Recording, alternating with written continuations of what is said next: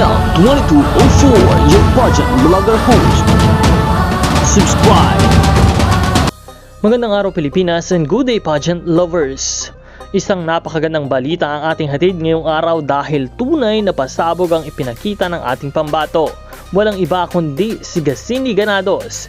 Grabe mga kapageant, si Gassini ay opisyal ng isa sa 5 kandidata na kakatawan sa Pilipinas para sa Miss Grand International 2026 All-Star Edition.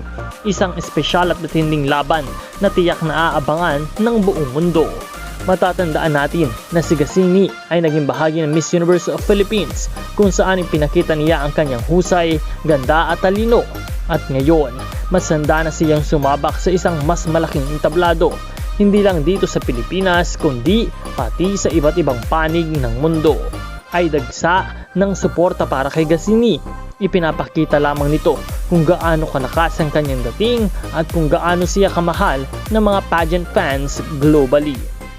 Sa kanyang karanasan, determinasyon at undeniable stage presence, walang duda na magbibigay siya ng isang matinding laban para maiuwi ang corona para sa Pilipinas.